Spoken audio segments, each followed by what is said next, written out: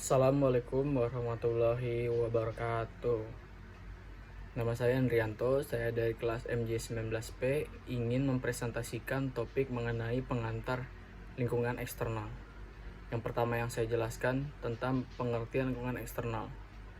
Lingkungan eksternal merupakan komponen-komponen yang berasal dari luar perusahaan.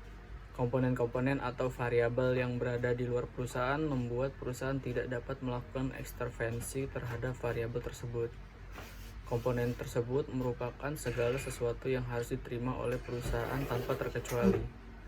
Oleh karena itu, perusahaan harus mengambil strategi agar dapat mensiasati komponen tersebut.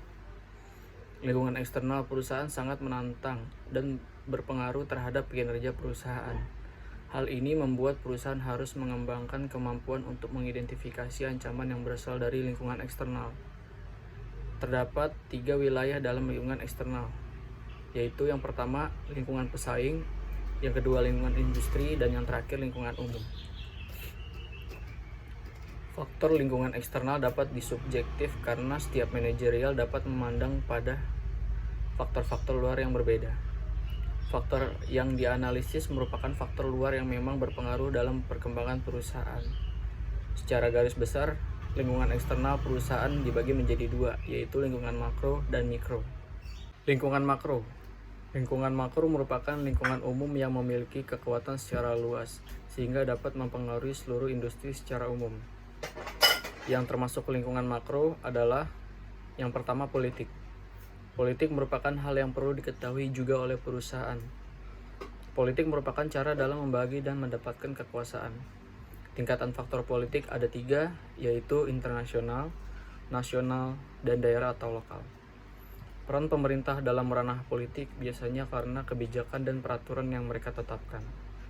Beberapa contoh peran pemerintah dalam faktor politik antara lain, yang pertama, kebijakan kesehatan, ketenagakerjaan, biaya masuk, inflasi, dan pertumbuhan ekonomi. Yang kedua, pekerjaan pemerintah dan sektor publik. Yang ketiga, kebijakan fiskal atau pajak. Dan yang terakhir, yang keempat, kebijakan mengenai pelestarian lingkungan seperti polusi dan limbah. Lingkungan makro selanjutnya yaitu ekonomi. Faktor ekonomi sebuah negara tentu akan berdampak pada perusahaan. Ogundele 2005 mengatakan bahwa ekonomi menjadi faktor vital yang harus mendapatkan perhatian perusahaan. Ekonomi pasar yang sedang lemah akan menurunkan konsumsi sehingga pendapatan perusahaan akan berkurang.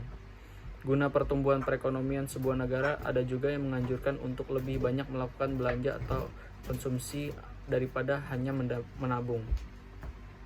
Beberapa faktor ekonomi yang perlu dianalisis antara lain GDP dan GNP atau pertumbuhan ekonomi negara, inflasi, tingkat bunga pinjaman, nilai tukar mata uang, isu regional, jual beli saham, dan pasar uang.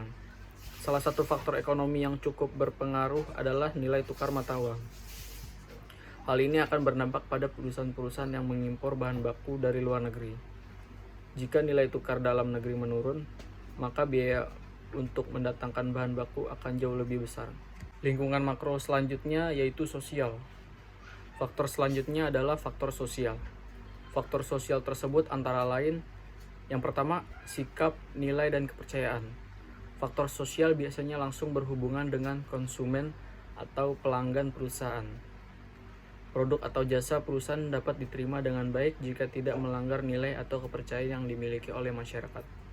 Yang kedua, kebudayaan. Kebudayaan yang dimaksud seperti sikap dalam bekerja, menabung, menginvestasi, dan lain-lain. Yang ketiga, demografi. Beberapa hal yang termasuk dalam faktor demografi antara lain besarnya populasi, usia, etnis, dan distribusi pendapatan. Dan yang terakhir, struktur sosial. Struktur sosial dalam masyarakat dapat juga disebut dengan kelas segmentasi.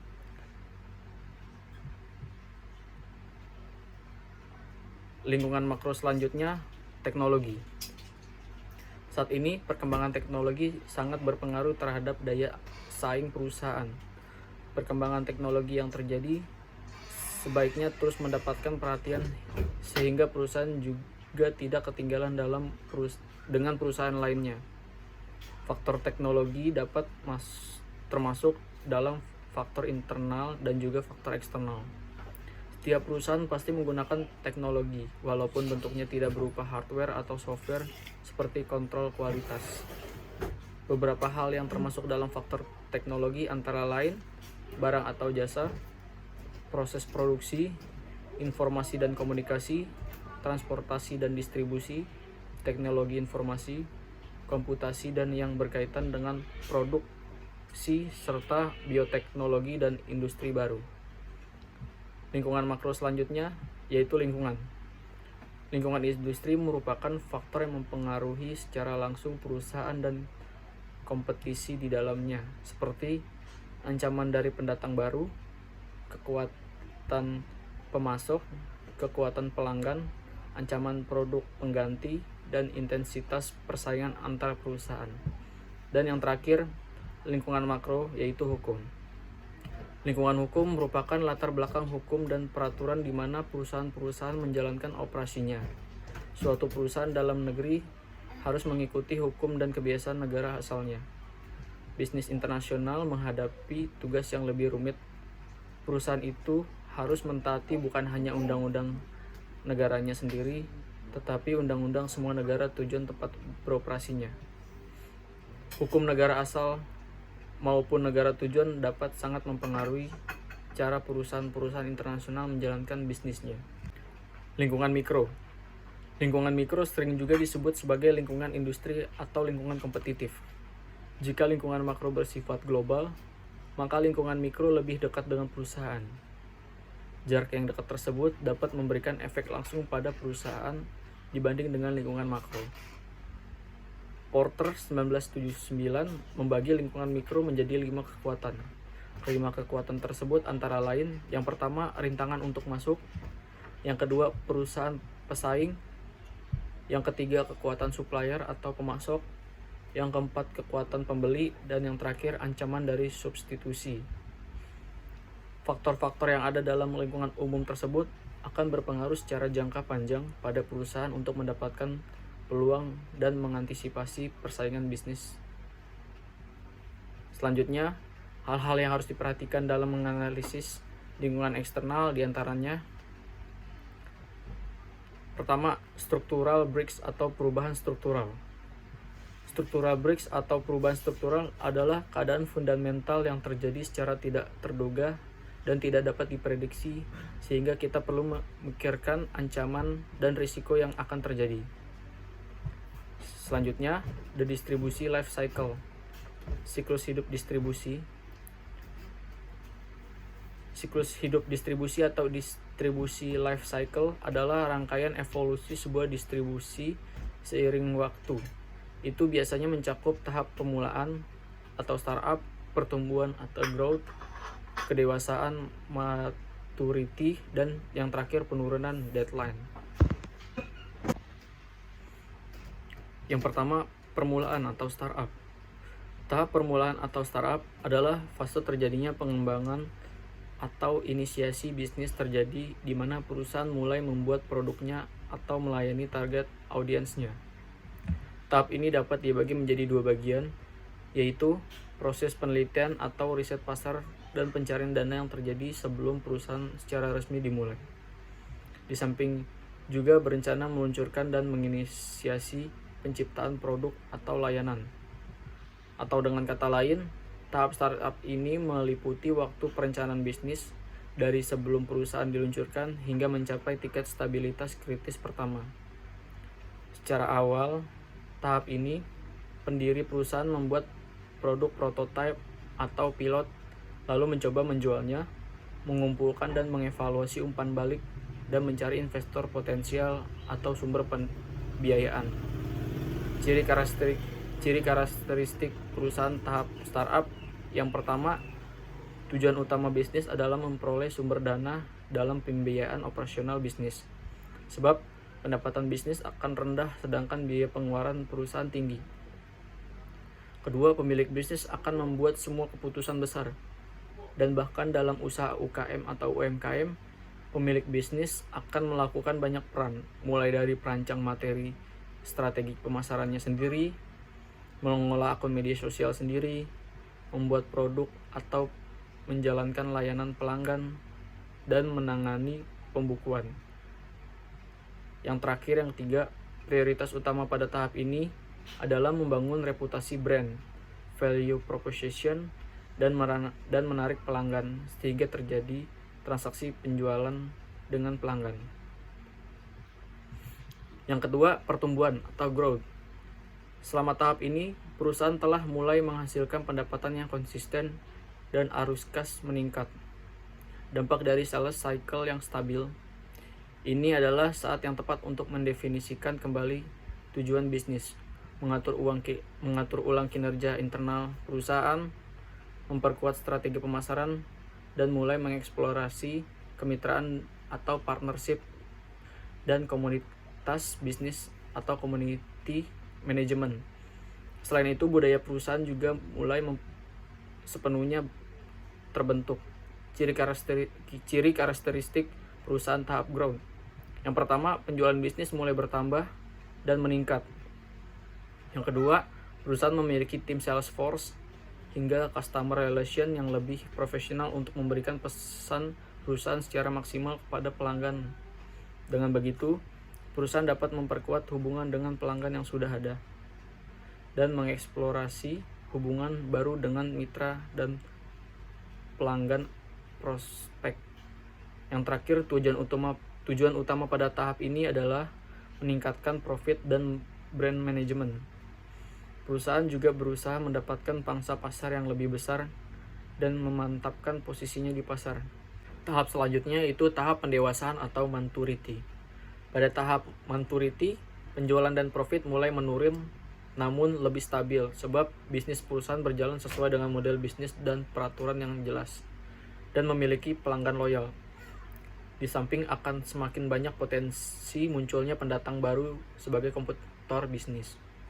Kendati demikian, perusahaan yang ingin berkembang secara berkelanjutan akan meningkatkan jangkauan pemasaran produk mereka, memperkenalkan layanan baru, atau mungkin memasuki pasar yang berbeda. Itulah yang menyebabkan terwujudnya tanggung jawab sosial perusahaan atau corporate social responsibility yang baru dan berkualitas. Dan yang terakhir, tahap penurunan. Tahap penurunan adalah fase terakhir dalam siklus hidup bisnis yang mungkin terjadi akhir perjalanan bisnis karena semua penjualan, profit, dan arus kas menurun. Semua itu terjadi ketika perusahaan tidak mampu beradaptasi dengan bisnis yang berubah atau karena perusahaan telah kehilangan keunggulan kompetitifnya di pasar.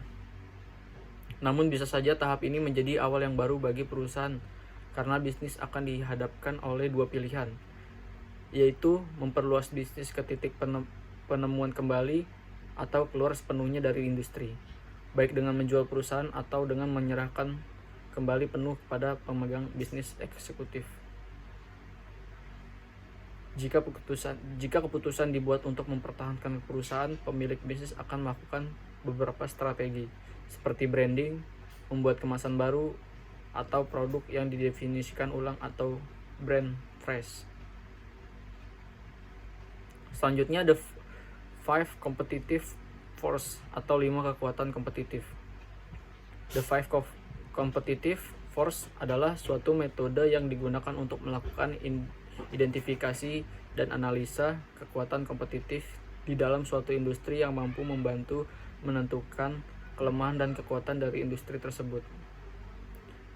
5 faktor yang menjadi kekuatan utama dalam bisnis mampu membentuk lingkungan yang kompetitif. Selanjutnya, the 5 competitive force atau 5 kekuatan kompetitif. The 5 competitive force adalah suatu metode yang digunakan untuk melakukan identifikasi dan analisa kekuatan kompetitif di mana suatu industri yang mampu membantu menentukan kelemahan dan kekuatan industri tersebut. 5 faktor yang menjadi kekuatan utama dalam bisnis yang mampu membentuk lingkungan kompetitif yaitu yang pertama, persaingan yang kompetitif. Kekuatan yang pertama mengacu pada jumlah pesaing dan juga kemampuan mereka dalam melemahkan perusahaan. Saat jumlah kompetitor semakin banyak, maka jumlah produk dan layanan yang mereka tawarkan pun akan semakin banyak juga. Hal tersebut akan melemahkan kekuatan perusahaan. Biasanya pihak supplier dan konsumen akan mencari produk dan layanan yang lebih baik ataupun harga yang lebih rendah. Sebaliknya, saat persaingan mulai rendah dan mana tidak banyak kompetitor dalam industri bisnis yang dijalankan berbisnis, maka perusahaan pun akan lebih cenderung mempunyai kekuatan yang lebih besar dalam menguasai pasar. Perusahaan bisa menetapkan harga yang lebih tinggi, sehingga peluang dalam memperoleh keuntungan pun akan lebih besar. Untuk bisa melakukan analisa faktor persaingan yang kompetitif ini, pastilah perusahaan mengetahui jumlah serta kekuatan dari kompetitor. Perusahaan harus mengetahui dengan baik jumlah pesaing yang dimiliki dan juga latar belakangnya. Selain itu, perusahaan pun harus bisa mengukur kualitas produk dan juga layanan dari pesaing. Saat suasana kompetisi semakin panas, perusahaan nantinya bisa tetap menarik minat pembeli konsumen dengan cara menawarkan diskon secara agresif. Selain itu, perusahaan pun bisa melakukan kampanye marketing yang bisa memberikan dampak besar pada tingkat penjualan layanan maupun produknya. Yang kedua, kekuatan pemasok. Bisnis yang dijalankan oleh suatu perusahaan pasti tidak akan bisa lepas dari input barang atau jasa sebagai suatu bahan baku untuk proses produksi produk. Untuk itu, kehadiran supplier memiliki peran yang penting dan bisa memberikan pengaruh pada kekuatan kompetitif perusahaan. Pengadaan pasokan input barang ataupun jasa ini jelas akan memberikan dampak pada biaya produksi. Semakin mahal suatu produk, maka biaya produksi pun akan semakin tinggi. Begitupun sebaliknya. Untuk itu, setiap perusahaan harus melakukan analisis kekuatan pemasok agar nantinya bisa bertahan serta memenangkan persaingan bisnis. Selain itu, perusahaan pun harus bisa mengetahui jumlah supplier potensial yang dimilikinya. Semakin banyak jumlah supplier, maka perusahaan bisa mempunyai banyak pilihan untuk memperoleh bahan baku dengan harga yang bersaing. Itu artinya perusahaan tidak akan hanya bergantung pada satu pemasok atau supplier saja. Lalu selanjutnya yang ketiga, kekuatan pelanggan.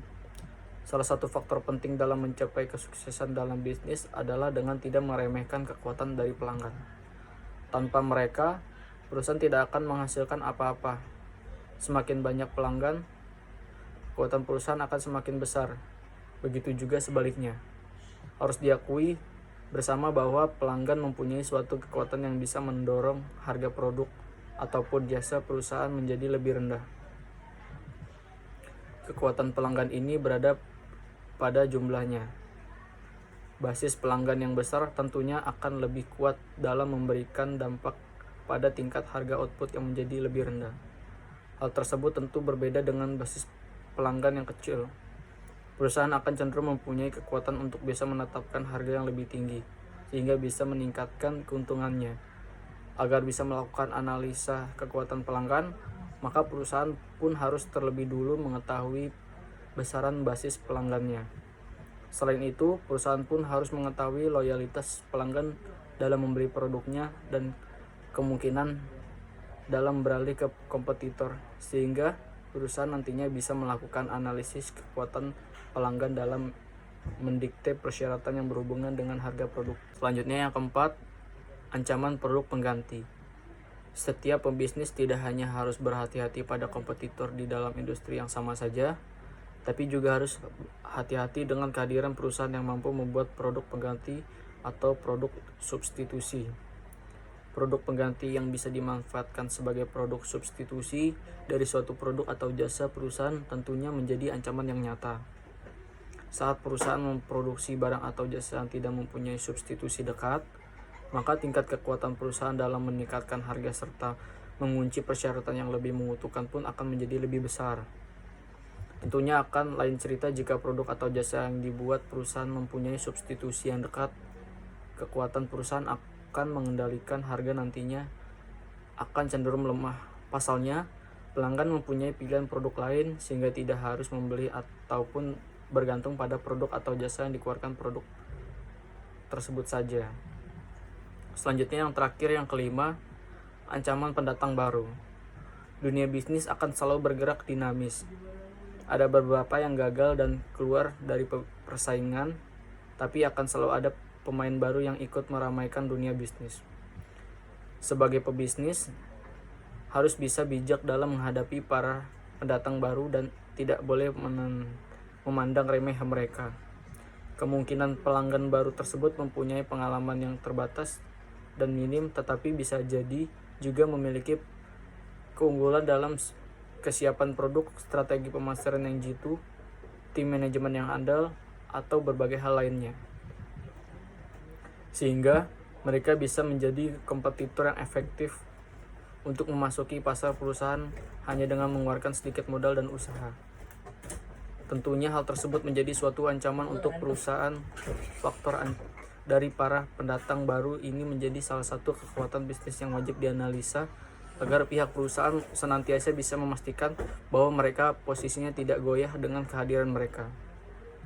Dengan melakukan analisis ancaman, maka perusahaan bisa mempertahankan posisinya agar tetap memaksimalkan keuntungan.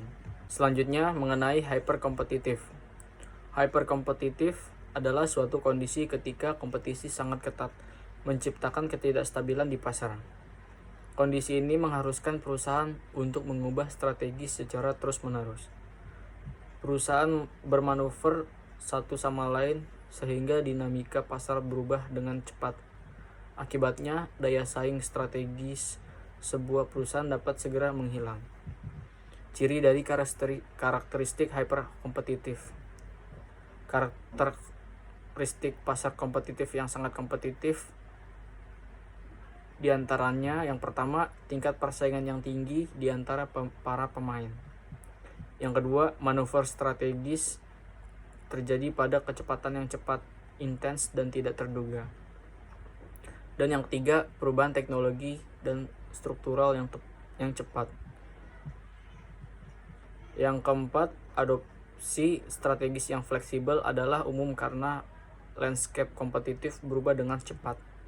Yang kelima, hambatan masuk yang rendah memungkinkan pemain baru untuk masuk dan menentang perusahaan yang ada. Dan yang terakhir, keunggulan kompetitif bersifat sementara. Daya saing strategis baru akan segera muncul, menghancurkan dan menggantikan yang lama. Hyperkompetitif adalah hal biasa di industri-industri baru dan berkembang. Contohnya dari industri yang sangat kompetitif adalah industri e-commerce. Ini juga umum di distribusi elektronik dan bisnis online lainnya.